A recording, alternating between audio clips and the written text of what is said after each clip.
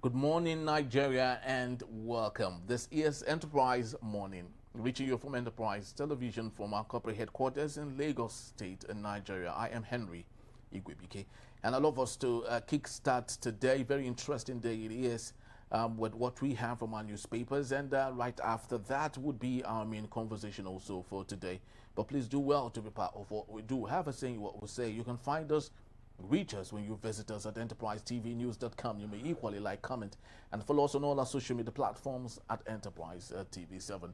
I'm very so honored to have with me, joining me via Zoom is Mr. Adiola Shoyiton. He is a social activist and a journalist. Thank you so very much for being here. We truly do appreciate you, Mr. Shoyiton. Good morning. My pleasure to be here. Thank you so very much, sir. And I'd love us to start this day, interestingly, with the first daily on our desk. It's coming from the Vanguard newspaper. We have litany of interesting stories here, but let's go with insecurity. Northern governors, OK State Police, suspend mining. They are requesting that President Bola Ahmed Tinubu should give them 6 months of suspension for mining. Hopefully that might trigger down the insecurity ravaging that part of the country. But is that the solution? That's what Nigerians would love to know. But on the top strip, we equally have the coup. Nigeria protect Guinea-Bissau's opposition candidate. And equally, we have terrorism. U.S., France, UK backing Nigeria with technical support. And that's coming from Ribadu. And we have on the downstrip that Jonathan's wife, Ganduje, Donald Duke, Fayose orders lose Abuja land as Wike revokes 1,950 plots of land. The Fubara counters Speaker Amiewule's criticism on education. I thought that the state of emergency must have brought peace between these two rivals, but it seems to me that the problem is still right there. But Mr. Shoyinto, I'd love us to take on the matter that is the newest of them all, which is Defense Minister Badaro resigns. Of course, they said, as what we have from Bayo Ononuga, he said he is resigning on health grounds. Just like Aljuri Ngalale equally resigned on health grounds. Ganduje equally resigning on health grounds. Mr. Shoyinto, what's happening to this administration? Everybody seems to be resigning on health grounds. What do you think is happening? Well, it's a question of ethics and values. Which the administration lacks. That is why they have to start lying every point in time, assuming that Nigerians are fools. We are not. They are the foolish one that are pretending to govern. If not, how can you just find excuses that is not telling? The minister is lying because it's not competent. It's obvious. And of course, the junior minister also should have resigned. When people talk about American coming, disagreeing, and what have you not seen the gains of Trump's Twitter, just ordinary Twitter? It threatened to be here to fight terrorists. But some people, out of their own political partisanship or just machine, they did not look at the life of people involved. They are talking of sovereignty. Meanwhile, humanity supersedes sovereignty. And there's no nation that can claim absolute sovereignty in this world today, because all the nations are members of one international organization or the other. And that means that you have lost your sovereignty at a point, not totally. So we can start talking of relative sovereignty, not Nigeria just issued a stand warning to Burkina, what they call it, Guinea-Bissau. Yeah. That is interference? Do you want to say that? No. It's because they belong to ECOWAS, they belong to EU, and they have signatories to the putting humanity first and putting democracy first where it can work effectively. So it's about lies as a principle and ideology of this government. The minister resigned, and people have said, the media has also reported on the basis of pressure from America. They are not trusting those failed governors. How do you, in fact, this Tinubu government is falling. You know, you are coming to, I mean, honestly, should have had a war cabinet, you know, in terms of orientation. But what is happening is a second term cabinet who can just deliver the vote, crooked way or otherwise. That is not statesmanship. You met serious terrorism, banditry, crime, social crime. I mean, a good president would have just focused on that. Your work will determine whether you're coming back or not. It's not about less than a year. You're already flying flags, pasting poster, pictures everywhere. That is madness. So the guy resigned. Of course, it's not they let them call it anything. If they want, they can say because he lost father, you see, he lost his father, his mother. Lost So the it's dog. money. They will. He resigned because there is no effective. If I would have resigned before now, and the other minister of defense should also resign. And Yes, if this thing Matawale. continues, I don't. Tinubu himself should resign. That is the because he has advised previous government president to resign because that's your fundamental duty, protection of life and property. If you are failing and there's no way out, you have to resign. It's as simple as ABC. Yes, but don't you think that all of this might cost him significant vote come 2027, especially in the northern part of Nigeria? Because it seems to us that you know, all those that have been fingered to have partnered with bandits or insurgents are mainly domiciled in the northern part of Nigeria. And if President Bola Ahmed Tinubu, who knows how to play politics, would go by what the United States are asking for, it means that the likes of Shetima, the current vice president, might have to equally resign, because remember, he was fingered. His predecessor said that he was the one that created the Boko Haram, and the tit for tat went on and on between both of them. So don't you think all of this might cost President Bola Ahmed Tinubu 2027, especially from the northern part of Nigeria? Well, personally, I am interested in security of life and property first and foremost. Politicians that are rogue politicians will be thinking of second term when you don't even know the number of thousands of citizens. And in the bush or in the desert with these criminals, dirty terrorists. So I mean, whether it's going to lose vote or not, it's not really my basic concern, because losing vote or not losing vote, that is even possible in a free and fair election. But we also know that Nigeria today is the man that have the gun, that have the higher war chest, that can patronize, that can do this and do that. That's why, if not, those you mentioned are not supposed to be in the cabinet. But Maki, APC itself, is a product of gangsterism, terrorism, you know. A lot of them have confessed that they imported bandits from neighboring countries to come over. But I was surprised too. I've been with Kama for many years. And I know Fulani men, farmers and villagers have been living in harmony. So all of a sudden, we just saw a lot of atrocity coming during the Buhari, and Tinubu kept quiet.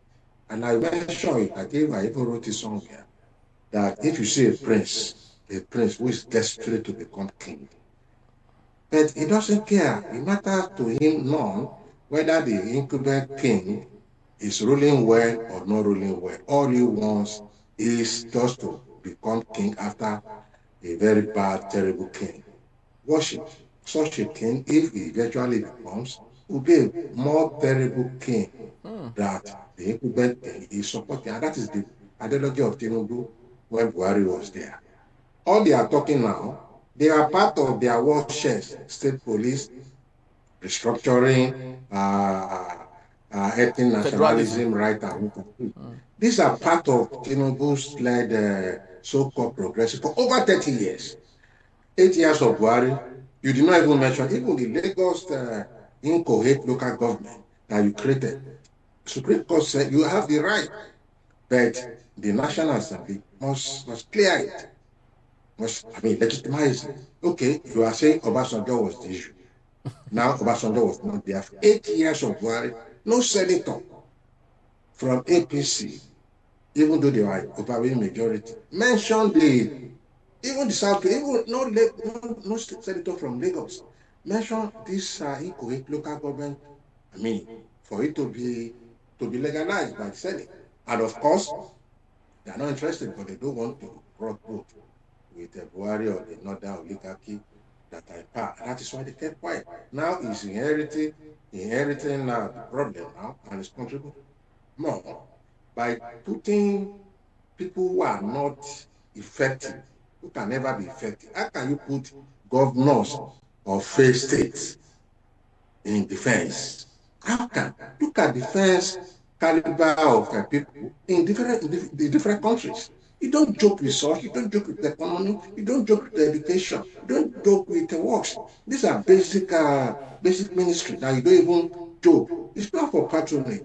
And that's why you're having all this problem. Whether it's going to lose or going to, that is own headache. What matters to me is that those children who regard you, stupidly said they are doing fine.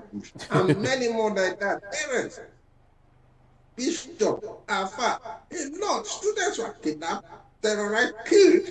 A lot of them moving travelers. Nobody is safe. That is should be the immediate concern of anyone, and even the government. I don't give sign that you are more interested. After all, I think it was Jonathan that we all killed clueless in that time. That said his ambition is not war, a single pint of blood of any Nigerian. That should have been the extension of philosophy of this government. But mark you, is a roguish government in terms of ambition, in terms of orientation, in terms of character, in terms of focus. They are not interested. Less than a year, you saw them saying, I've been in this country for a long time, and I witnessed election, I witnessed performance, I witnessed governance. No president will start on Abba. First year, I saw those posters and Keja. INEC was there, keeping quiet, not warning anybody. Because when other people join, other parties join, INEC had his vote, and we have not started the election. You don't run a government. You don't run a country on the basis of roguish, elites. I'm sorry. These are very, very terrible political elites, that are not interested, just power and not in power. Yes, the North is pushing the position, which is good. I think they say, okay, they want state police. We should have been the so-called progressive of the South, particularly Southwest. But they are just the people. You deceive them on philosophies, programs of restructuring, state police, budget, whatever, and of course, you're talking of ethnic nationalism. You kept quiet. And these are, even within the bourgeois sector, these are at least some good, basic way to start a nation. Tinubu came after the conference he has not even seen a page of that conference resolution. At the airport, he said, no, you can't, the conference cannot work. They're going to do better one if they get eventually, voted. Now we are facing this. At least you don't accumulate too many problems before you can solve one. No, you start solving problems as they come. Okay? So it's a question of some greedy politicians across parties assembling together, to take Nigeria as their possession. So what we're having now is the siege of political merchants who are not interested in health, in work, in security, in anything. Just come out with some funny policies. Yes, I'm talking about Mr. Shointon. Sorry for interjecting there. And speaking about merchants that you have talked about, you called them political merchants. I'd love you to speak to us on this, the list of ambassadors that was made possible by President Bola Ahmed Tinubu and submitted to the National Assembly for verification. What's your take on this? The Nigerians have come out en masse to discredit that name, that it's more transactionary.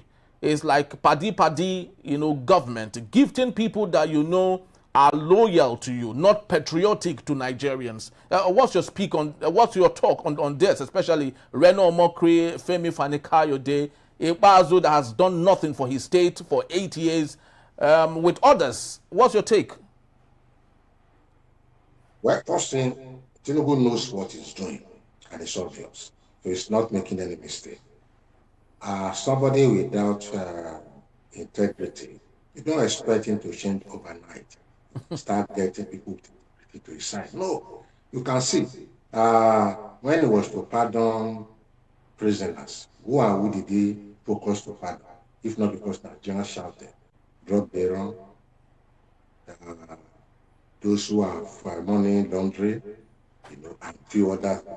They don't have all those. I mean, how do you, when I've been to prison during my students' young days, being with DSS, during my student, during the pro-democracy activism and what have you. So I've been there. You see boys that stole just a pack of cigarettes, spending 6 years there. You see people who are just stealing. Those are the concerns should be, okay, let's have those who are not supposed to be in prison, or who are not supposed to be in prison more than 2, 3, 4 months, that are spending 4 months. That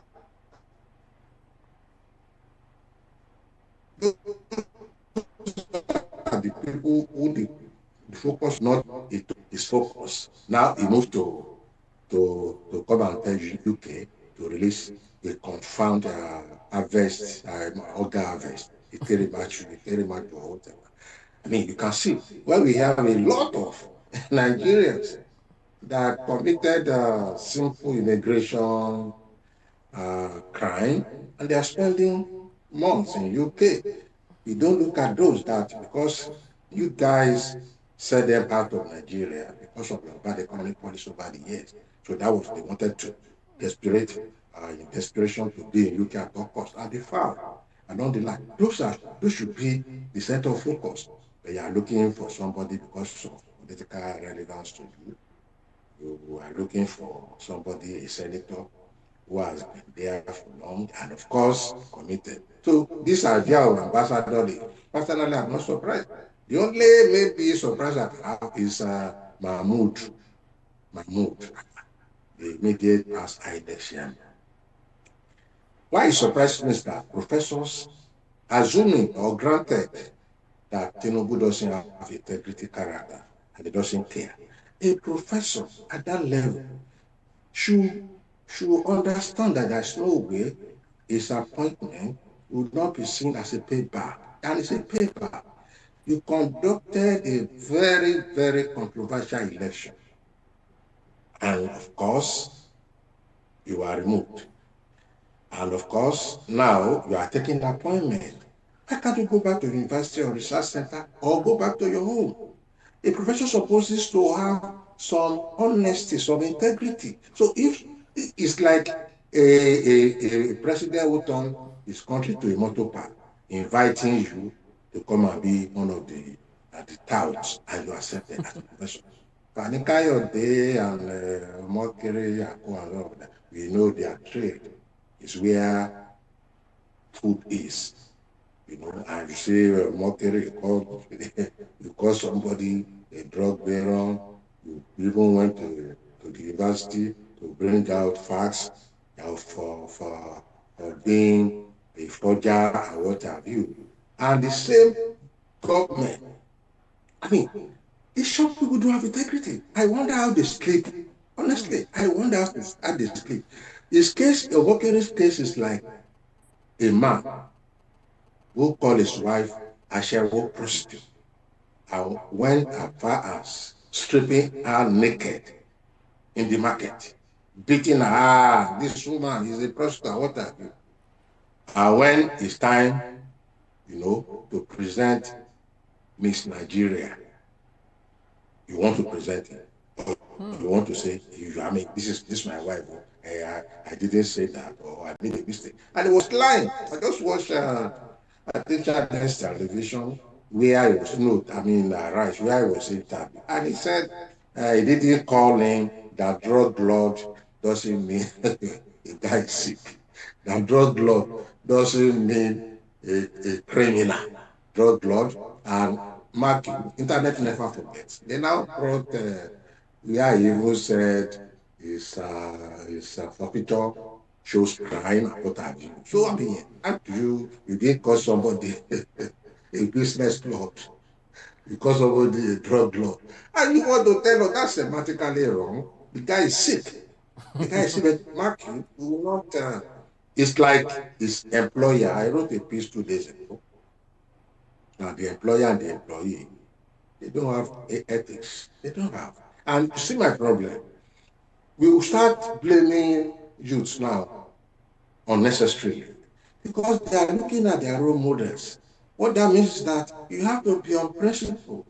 You have to be where belly, where money, where food day. These are my basic worries. Because the youths, they are looking at all these things, and leaders are supposed to be role model, not role model. And that's a problem.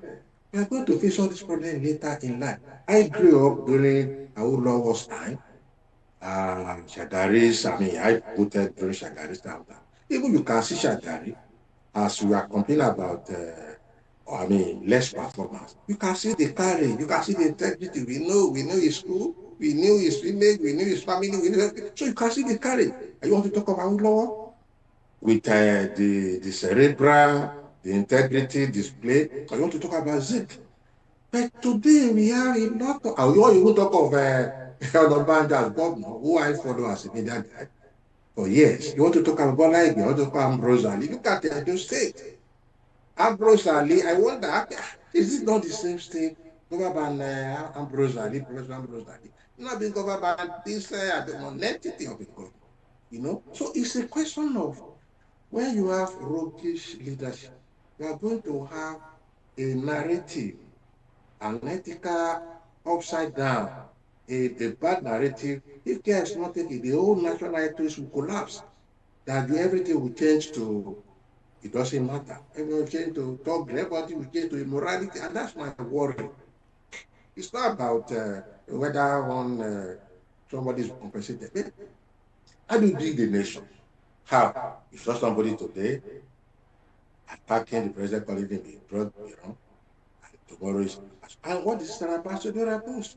They are your faces outside the country. And internet has made it easy for people. How do you appoint somebody or people who first of all explain their own integrity to the international or anywhere they are before they start talking about your country? Because they will ask questions. I remember when one of these ministers during Abacha regime, this Edo state-born minister, I think he's dead now.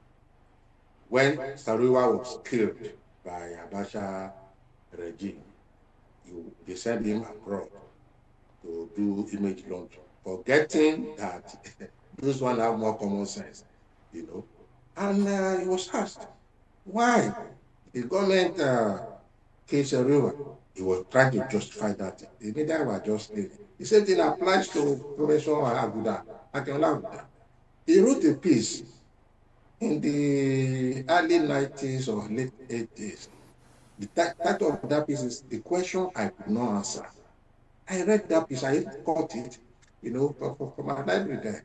He said, when they were doing a lot of nonsense in the country, during under I think Abacha or Bangida, and Abi Aguda was a renowned international legal luminary. He said he went to a conference in Germany, and they did not even allow him to settle. Because the Igbo people were asking questions. How does it happen in your country? How did this happen in your country? Is that the point? He almost dissuaded himself as a Nigerian because they did not even allow him to rest at any corner. Because they are eager. How do you, nice man, how do you cope with such government? He said they're going to apply to international community. They will start asking questions. Because don't forget, they will ask you call your president a drug baron, you supply facts and fine, you supply this. Why are you not taking appointment on that? He must explain. It just so you just have to explain. You say you can never take. If I even say I only pity those who are taking that guy seriously. Because apart from abuses and what, you said that he was asked a simple question. Will you take appointment? He said over his DNA. He will Yes. never. That is personal. That is personal. What that means is that forget abuses political. You can say, okay, you can allow that, okay, politicians abuse themselves. They tell a lot of lies against us. Now, your personal, your integrity. And you say, I can never. So what's going to happen? How do you sleep? When you look at this, you know, and everything's on media. That was why people have to show all those things on the media. If it's not easy for him to be recalled, because Tinubu loves people like that, because he's also a street guy developing. So he wants people like that. But he forgets that he's not representing himself. He also represents, the nation. And the Yes, but nation, if I I will might say ask, this. yes, if I might ask, historically, people who behave like this, especially with the tendencies that President Bola Ahmed Tinubu brings to the table, for him, loyalty is more important to him than patriotism. What do you think the end often looks like for people like President Bola Ahmed Tinubu, especially when you compare them to leaders like him around the world who have equally behaved like this? What is usually the end like, from your experience and your background of study? Well, the experience, what await people like him. History has taught us big lessons. First thing is, you can't have your roguish way always, except you are lucky to die in office, or you are lucky to die immediately after office, like Buhari did. If not, but nature has a way of controlling itself. It's as simple as ABC. Now we have been seeing him exposed. All 30 years of campaign for restructuring, for ethnic nationalism, for resource control, is no more saying that. An average intelligent person will know this man has no integrity. He stopped it. What you are saying, I will never, with Jonathan remove all subsidy, he wants to kill people, is an enemy of the people. You have removed, you have even multiplied the oil prices. So any intelligent person will know that this is not a man of ethics. And of course, you have everything you have done, you have condemned, you have done twice. What that means is that for a nation with people who have common sense, and I know that there is a lot of people, more in majority than rogues. It's obvious. Go to markets, listen to them. Even those who are voted for Tinubu started complaining and even putting a lot of hatred on me. So what that means is that at the end of the day, he may escape if he's very lucky to die, either in office or outside office immediately, like Buhari did, or he gets away if the moral fiber of the country is captured on the basis of roguish leadership, which is also a possibility, because it's part of the agenda to make people poor. Now you get people policy of getting people to be poor so that they will be easy, cheap human commodity for election, or they don't even come to election again and continue to win. But look at Seseseko, Zaire. In fact, I saw Seseseko in Mobutu, in Tinubu, and I see, I'm talking about that is the style. That's the style. You want to kill all parties, you want to kill all the opposition so that you can be one. After that, what's going to happen? People are going to be the opposition to be now, including military and what have you, anytime that happens. Because the same thing is, you see, the so-called national institution like National Assembly, Judiciary, and what have you, even society group, they will lose their integrity completely. And I've written on many occasions that people should go and look at the history of civilian dictatorship. One, they are always trying to legitimize through the National Assembly and Judiciary that are already in their pocket. That's why, go and check, there is no civilian dictatorship in Africa especially that did not have support of the National Assembly. And judiciary, either they want to extend their tenure, they want to change the constitution, they want to be more draconic. And I've warned that Civilian dictatorship is worse than military dictatorship. History has said that. Why is that? When you have a military dictatorship, people know these are illegal people. You can circumvent that government anyhow, anytime, and you can do what anything you think you want. But for civilian dictatorship, you have a semblance. You give a semblance that if you commit crime or you commit a crime against humanity or you looted, the National Assembly will accept. If you go to court, the judiciary is there to say you are wrong. So that is the danger. So while you are in fallacy, the illusion of a democracy, then you are getting worse terms than military dictatorship. And that's the problem. At the end of the day, what's going to happen? Either you have a social revolution in your hand, or you have a commotion everywhere, and everybody decides to go on their own way. This is what they have not seen. This is what they have not seen. And I would always warn severally, during the campaign, that look, don't make Nigeria to be vulnerable to a lot of social unrest. And this is that was what happened after the second election in 1983, when MPN said they are going to the lagoon, they are going to. He said it's no more landslide, landslide. There's such arrogance. People may not act immediately, but they are listening, they are watching. So that's why you see at times. That was why in 1984, when Buhari coup came, I was part of those who jubilated. Even though it's like jumping from fry pan to fire. But at the same time, if somebody is kidnapped by a terrorist, an armed robber wants to save him, of course he will not think whether the armed robber is worse than kidnapper. The first instinct is to leave where it's not safe. And that was what exactly happened to Shagari. And of course, civilians should learn this. Everybody say they are sabotaging. Nobody is sabotaging anything. It's the government you said that's sabotaging itself. Because at the end of the day, good governance is antidote to unrest, to coup, to revolution. If there's no way you can do it's going to happen.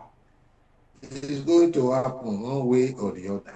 It's like a student, it's like a vice chancellor that doesn't want a student's union in his university. He's just joking. There will always be problem to be solved by the leadership, credible leadership of the student movement. But the moment you don't have, people will take laws into their hands. And that's why you start seeing a lot of protests going on. During our time, this, even though we disagree, at times, he knew who and who to be held responsible. And they should have confidence in us, that, okay, don't let us fight, let us discuss and this and if you need to fight, then we fight at the Congress. And that was why people respect leaders that are credible. But the moment they are now, okay, have we now seen? They are piped down on their campaigning around. Now they are focused defense. Must we wait till when Trump issue a Twitter? Must we wait? Because they have never seen government in this for the past 3 weeks now, doing what they are doing now, And of course, those who don't understand, you said Trump did not go. Trump is already here because the psychological effect of that, amending their ways, trying to see security as purpose. It shows it's obeying Trump, and of course, it's obvious. All right. It's very obvious. Yes, very so obvious. Of course, we will do some more talking on our main conversation on this. And I'd love to let you know that Mr. Shonington will be here to take us on our main conversation when we return. Baba-Ahmed, Nigeria, too broken for Tinubu to run again. That in a bit is still Enterprise the morning. Please don't go anywhere.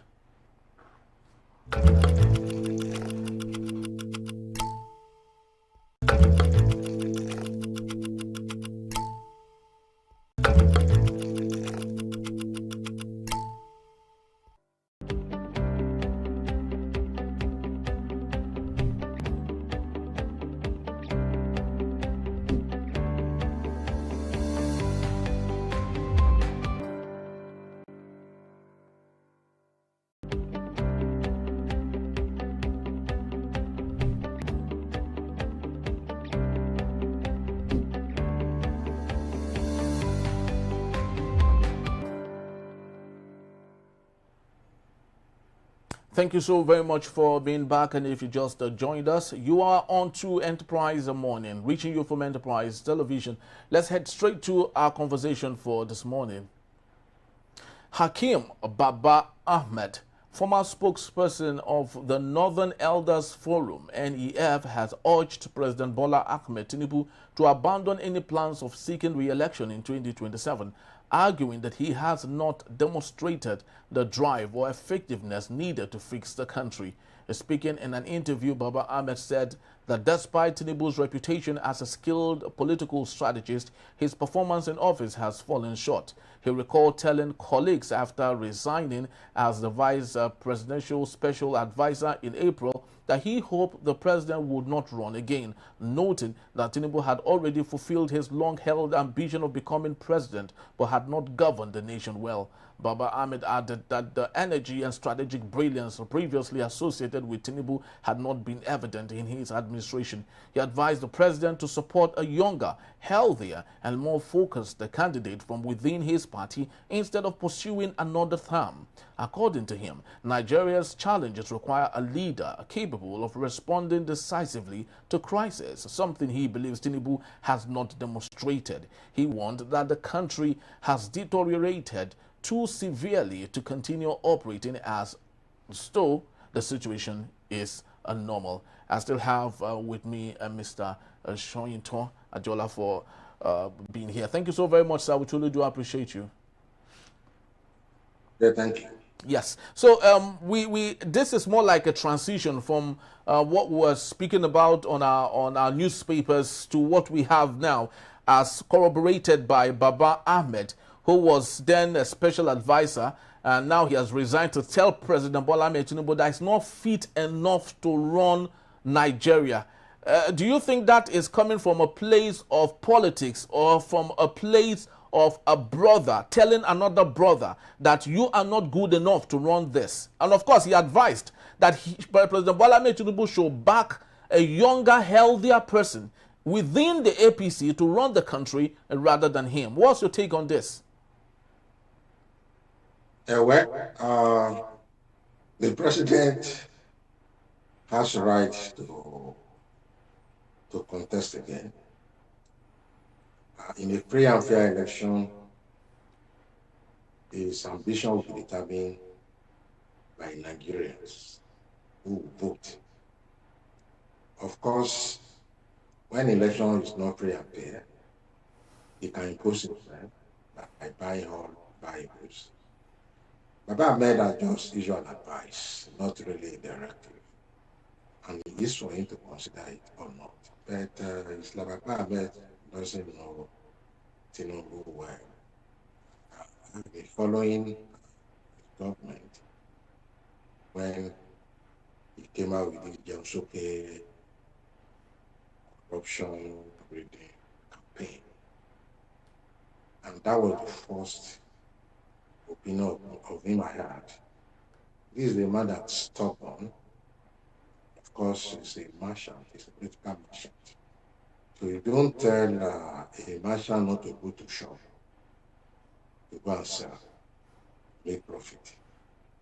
He is a merchant, stubborn and very dubious, of no specific ideology or principle beyond buying and selling of political aids, political support, of course, getting election. Look at his life, look at the background when he was governor of Lagos State. Well, people look at him for the first time as a performing governor based on a lot of propaganda. I've been in Lagos since 1976 off and on. And I know that those who are always talking, Lagos, they are not really in Lagos. Because when I was in Lagos at 76 to many years ago, you will see how they have destroyed Lagos. Times of taking over properties, allocating to themselves, closing all the avenues to make public way to people, just allow the way to be accepting this. And it's a guy that used, I think, four deputy governors. You know, Yoruba has one thing they call alailojuti. Alailojuti means somebody who doesn't care about his name, his integrity, and that is, people don't understand. Alailojuti in Yoruba is, to me, the strongest abuse of anybody to describe anyone alailojuti. That is, there is nothing he cannot do. There's nothing. He can rape, he can steal, he can lie, he can kill. And when you tell him, he will not even go like, what is it? What is it? And of course, you have supporter that will support him. So that is what Tinubu is. Because you don't need to be told not to contest or to contest. It should have been your personal thing. Wow, all I said, all I campaigned against, I so called position in that. I have done worse. All policies that I condemn, I have done worse.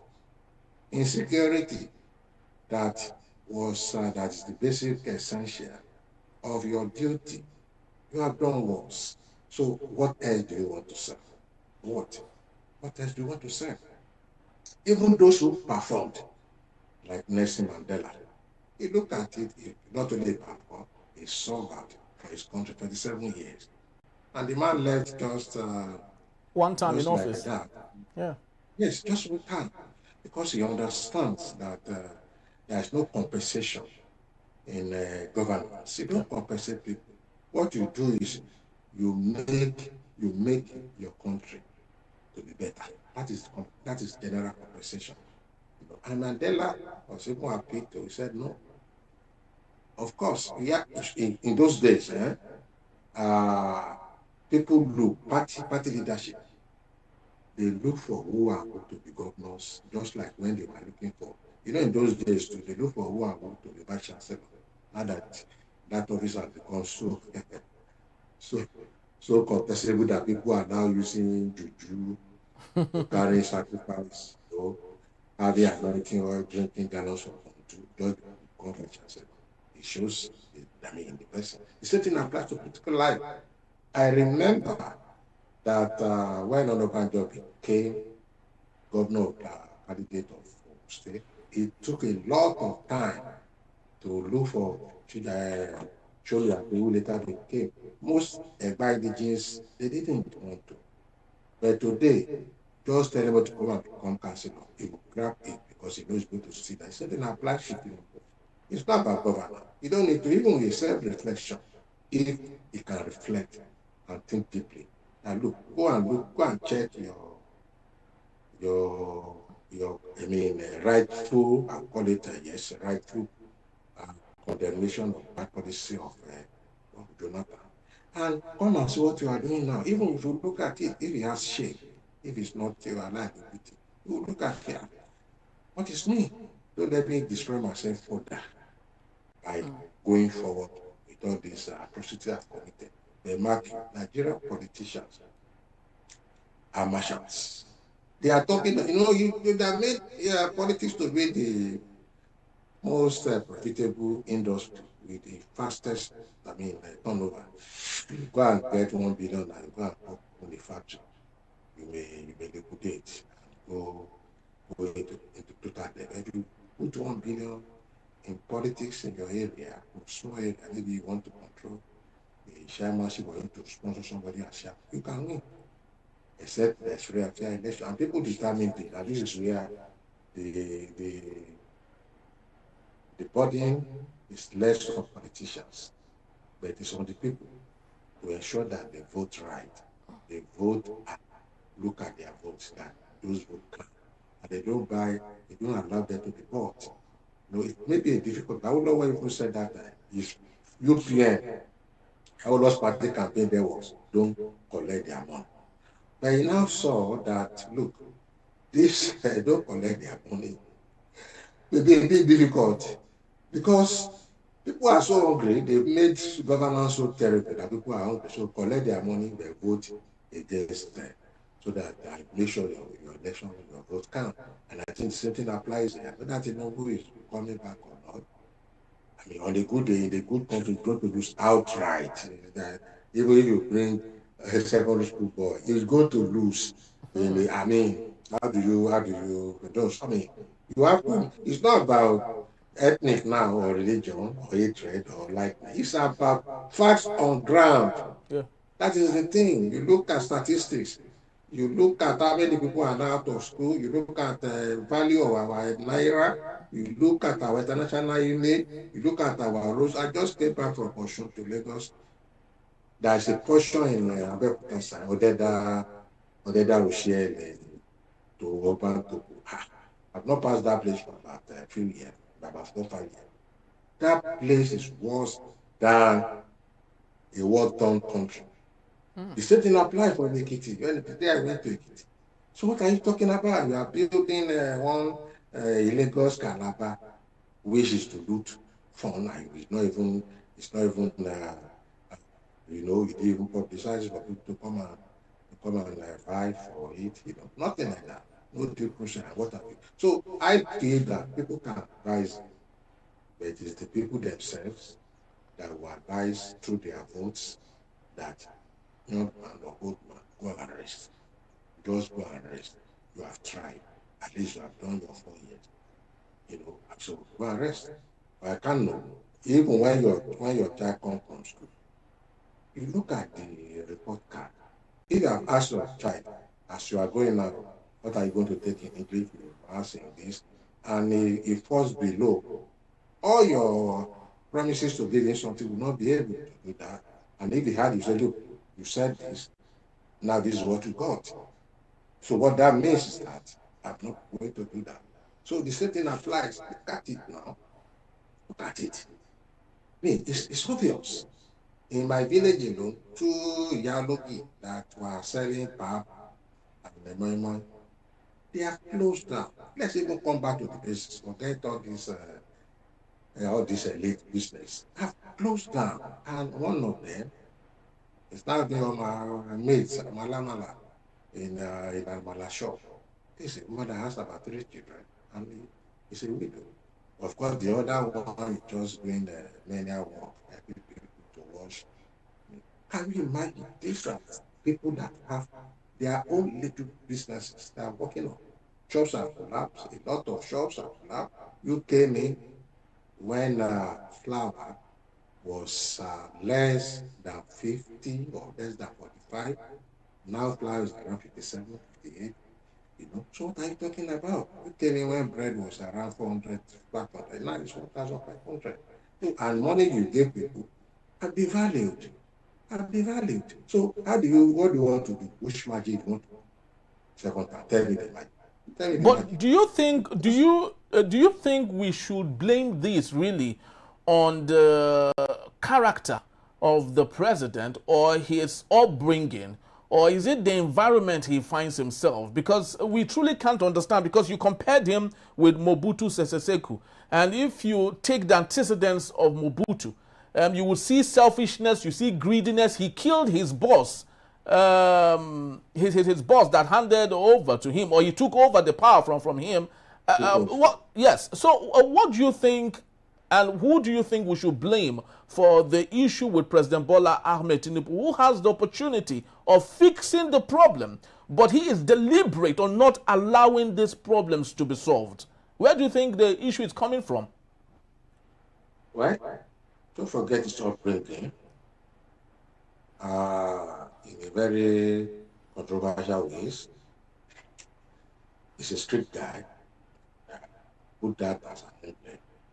There's nothing bad to be a street guy. But if you're a street guy along the line and you are able to get to the level, you should have changed that character. You have a problem of certificate, of where you are born, of where you are making your money. You have a problem of even drug baron and drug allegation of lab.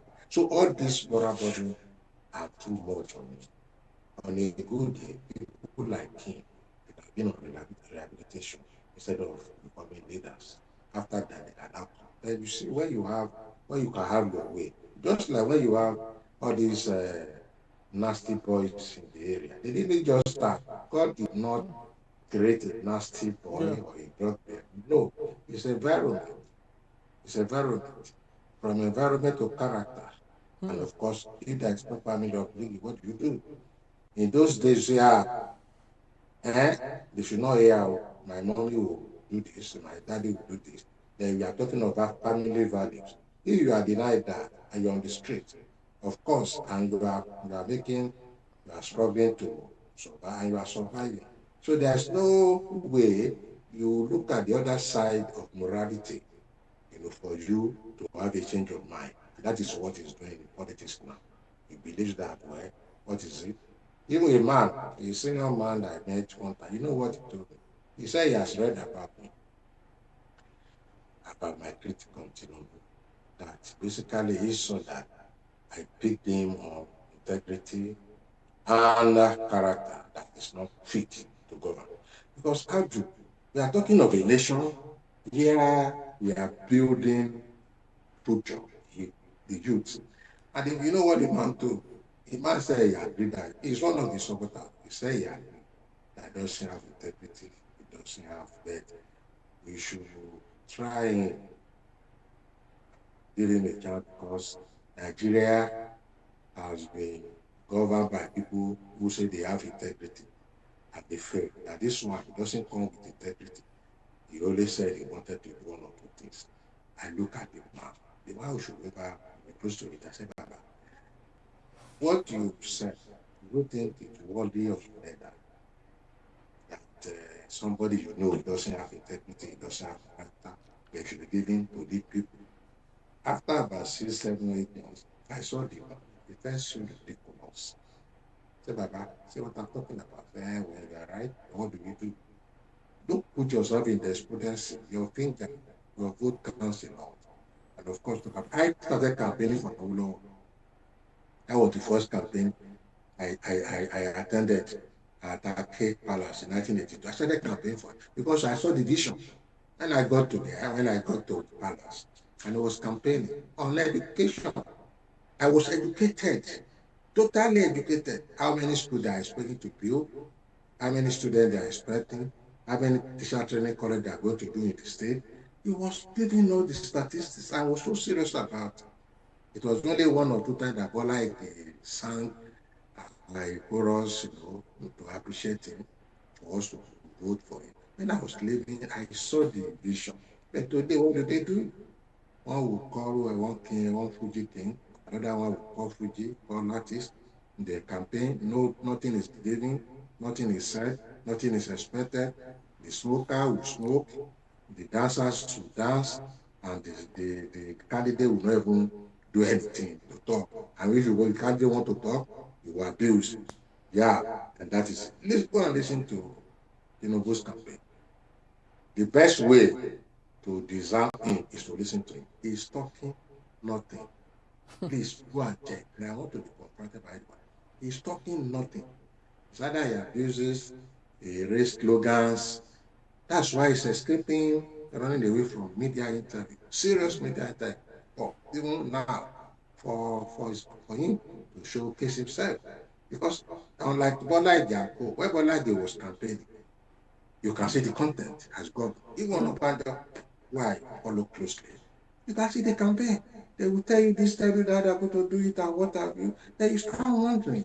And this people special, it's unfortunate that those of us who saw such tenure, such regime of politicians, we are now seeing this quacks, this moral But was rest. Tinubu like this? Was Tinubu like this before 1999 when he was the governor of Lagos? Because I listened to him during during the Third Republic when he was running for the position of representing his constituency in Lagos with Moshood Abiola. Was he actually like this today? If you compare him to what he was in the past when he was running to be the senator during the Third Republic. He was the same. He was the same yesterday and the same today. Some people are so gifted in terms of religiosity that what they want to do, they keep it inside. Up to Rogundola, I was a military governor of Lagos State, said in his published, then I think one of Tinubu boys was attacking, and he came back to tell us that even at the time Adela was in prison, detention, that Tinubu had a permanent share in his office. He Had the was what pushing again? for Tinubu. You say he had the what? He had a permanent share Okay. in his office, that he was pushing diarchy, and he was placing himself to be deputy governor of Lagos State. There are all the cabinet members that all the cabinet members he picked in Lagos as military governor of Lagos State had the input of Tinubu. So the man will come in the morning to shout, on June 12 we stand. You come in the evening to negotiate. So some people are gifted. I am not that gifted, because I tell you where I'm going. I don't even have stomach to stomach nonsense, because I was trained parents to be this and not to be that. And you have to also train yourself. So it has been like that. If not, how can somebody campaign for 30 years, over 30 years, for restructuring, resource control, state police, local government autonomy, a fine bourgeois program. At the moment Buhari came in, he stopped saying that. He did not even only stop saying that, he started supporting Buhari in every atrocities he committed. So I wonder why those Abubaku that were supporting Buhari and Tinubu are now complaining that Buhari destroyed Nigeria. You were there now when you are supporting everything he did, because he wanted power. He was negotiating power at the risk of Nigerians going to hell. That is not leadership. He has been like that. Only that he has stamina to have two Tinubus living in him. So we place the one that is obvious and relevant to his ambition. Why? Because now we are seeing him now. Nobody changes. That's the truth. At that level, you don't change. What you are becoming now is as simple as ABC. Yoruba used to say, a finiwa. This character is like smoke. And I've personally heard, I have confirmed that many times. If you marry, or you have a girlfriend, or you have a business partner, or you have a friend that you have had something negative about him, and because you are together, she decided to hide it. I'm telling you, it's going to come out with that attitude. If that's what is happening now. It's been like that. People will say, no. And people will say, stupid talk always. The chorus for foolish people. Saboteur, it was not allowed. It was gagged by mafia. It was when somebody said we should not even pity him. He knew what he wanted to come out with. So people who out of partisan stupidity are giving excuses. Even for the security, they are saying the North, they wanted power. The Guinea country. It's the same allegation that Jonathan regime are giving Tinubu and that they were. We are not interested in that. You have all the security forces with you. You have all the chief of staff. So if you see a saboteur, go and arrest him and prosecute him. Just like Buhari and Jonathan have been saying, and not the same saboteur. Now you have a list of terrorist sponsors from Buhari regime. If you are a change government, as you want us to believe, which is not possible, because you are not a person, you even told us that it's going to continue the terribly bad Buhari regime. You should have all those people who have surrendered their names to security forces. They should be in jail now. They'll be in jail because a president that is the ultimate power, if not the most powerful country in the world, the president in the world, cannot come and start telling us, saboteur, they don't want me to come back, they are doing that. You knew all this happened now. Maybe you went to Ondo State to tell a man, a very leader, yes, that we are the cows. We are the cows. I mean, it tells you how desperate he wants to get back. You went to visit a 90-year-old man who was killed by herdsmen, Fulani, the gangsters. And because you didn't want to ruffle the boat of Buhari and his northern oligarchy, because of that, because you are thinking of becoming, you cannot say the truth. You cannot even keep quiet and just sympathize with the man and go. Now has he ever seen the council? Killings everywhere. And it's not only the bad Fulani herdsmen of terrorists. They have even incorporated different ethnic groups into their crime. Because crime is big business. It may start by one or two people. Of course, it's going to spread around because of the economy. I read somewhere, I think where the man said he was terrorized, he was kidnapped, he managed to escape, he got to a place and they were speaking, I think he got to Kaba, and they were speaking domestic language, calling the kidnapper, why did they allow him to escape and whatever. But they didn't know. He understood that and he escaped. So it's like the thing is spreading. Yes, because Mr. Shonito, if I might interject here, just yesterday we learned that 6 realtors that went to Awode, Obafemi Awode, I would love to believe, somewhere in Ogun State, just 30 minutes to the barracks and the government office, where they went for inspection. They were abducted yesterday in Ogun State.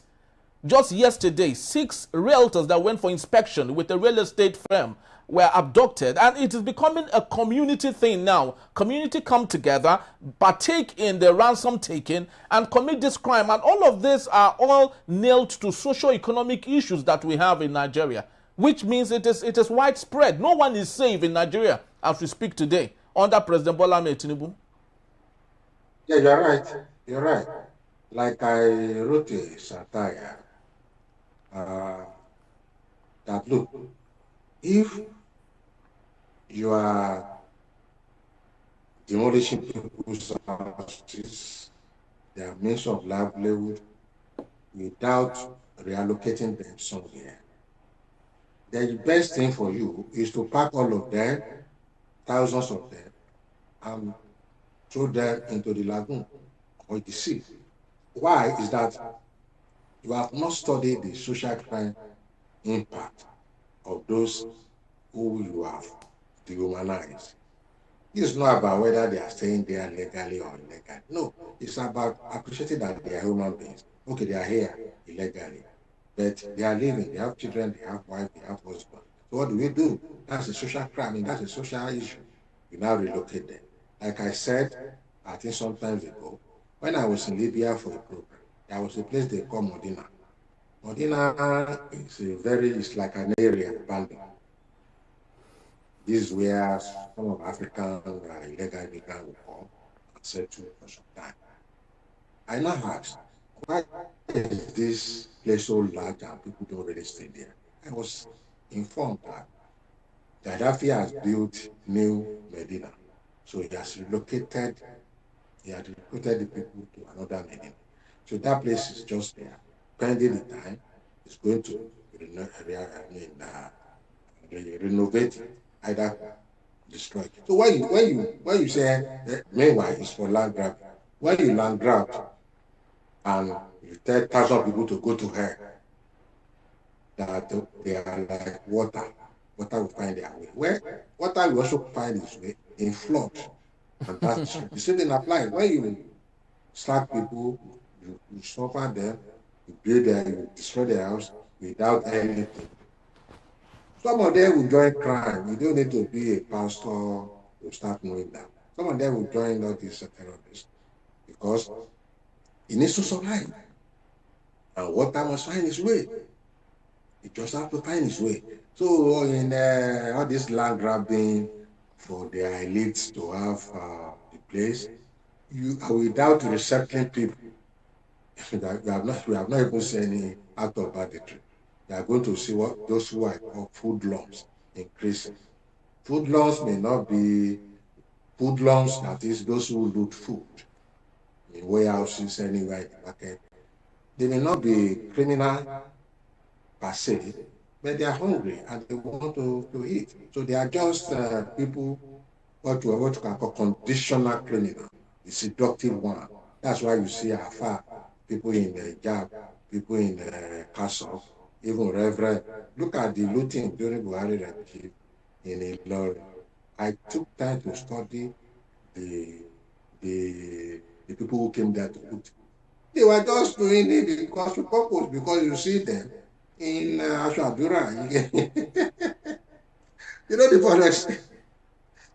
One man carry bag of carry bag of rice. He wanted somebody to help him to carry it. I think all these things we have to do documentary and a lot of publication on it, and I think we have to start doing that. But it's so funny. So one woman, that man was wear something like a far with the cap. He was carrying. Then the other woman was coming. He said, Afa, he was telling the woman to help him carry the load. Yeah, you have taken one already. I can not believe. Yeah, you have taken one bag of rice. I am just going.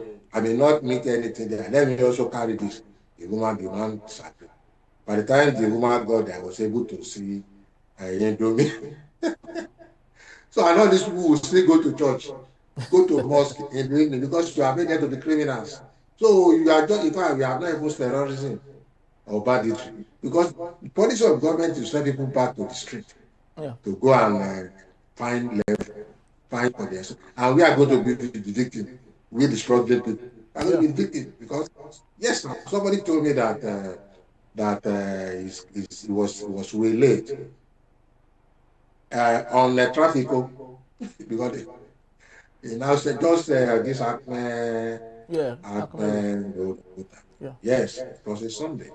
Before he knew what was happening, he didn't wind up totally. He just saw that somebody has put knife in the afternoon. Wow. On his neck, now waiting for light. Okay, give me money in your pocket now. So I was so lucky, out of 5,000, he gave the man. Then the other one said, no, I want bring your answer, bring your answer. And they said, what do you decide? What do I want to do? Do I struggle with somebody who has knife? Because later when you look outside, you saw that they are still going ahead to rob other cars. So that is essential for government to know that your policy should also be people focused. It's not about people focused. If you say, okay, just in any area, if a parent is irresponsible and the children become outcasts, the area is going to suffer from it. Yeah. That area, before they get to other areas, that area, those children that are outcasts, that are not trained, that were allowed by their parents to go to the street, will be. That's why we have all these people. And unfortunately for Nigeria, many of them will develop to politicians, and some of them are better politicians. That their own aim is kill and go, just get the vote, just get the power. And this is what we're having now. That is where the narrative has changed dangerously. People don't want, I mean, this time people don't go to politics anymore, just few of them. Politics that should allow retired principal, retired reverend, retired bishop, retired mima, or retired civil servant to go and do something. I remember Senator Kunle Oyero was just, a struggling lawyer when Awolowo raised his hand up in 1982 as senator for Ogun Central. That was my senate, my central district. The man, meanwhile, contested against Simpilat Abiola. And Abiola and Co was spending money weekly, buying food, giving people water. But people knew that Awolowo was not ready to lead any candidate. That Abiola would let them be. And Abiola's wife lost Simpilat, lost woefully. So, but nowadays, we don't have all those minimal morality again. What you have is just take girls to take women to campaign, dance, give talks money, give National Union talks money, give them money to go and rob, give courses on campuses to go and relay with the INET, to go and see professors themselves, give them money to write. I mean, it's so, that's my fear. We will soon go. What of those who are coming? And we should be wary. I mean, we should be careful on how these people are going back, the younger ones. That's why you see thousands of people running away. They're running away. As we are talking, thousands, we are able to a friend uh, who had the experience in Libya in 1990s ago, who was just about 3 years ago. It was terrible. If you just read the book, you feel. I used to call the guy. Are you sure this thing you put down here was right? I said yes. Our people are attracted. Desert, Nigeria, that we have everything to ourselves. Now you don't have nothing for people to be proud about. People say go to farm. Which kind of farm the person wants to be. I have about saying on the channel, a program by Edwin Obiro yesterday that we should go to farm. Can you imagine that humanity of mine? Go to farm, that he is farming. Okay, tell me, how know when they did their farm settlement, they put people in places, in houses. I was in one of the farm settlements, 2-bedroom flat. They help people to clear their land. They help people to give them seed. They bought from them so that theirs is just to farm. They now go to farm, they graduate.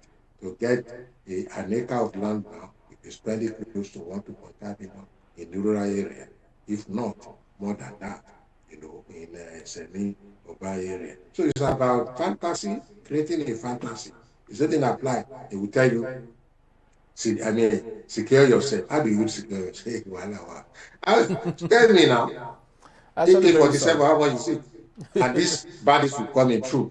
So what is happening to the fundamental right? Yeah, people have to be vigilant, give information out. But to say, during COVID, I knew that fantasy is just a meaningless fantasy. We came out. Most of us that came out because of these bandits coming in the area. Most of us, the best we had as our own counter ammunition was our answer. I was the only one that had dog. I had dog, Tasha, that was there. All other, either you had answered, there may be some drinks to keep us alive in order to save our community. If anybody comes, and maybe 1 or 2 boys have this drink, if just 10 people come, we take a 47 or 5, everybody will be praised. So, very well.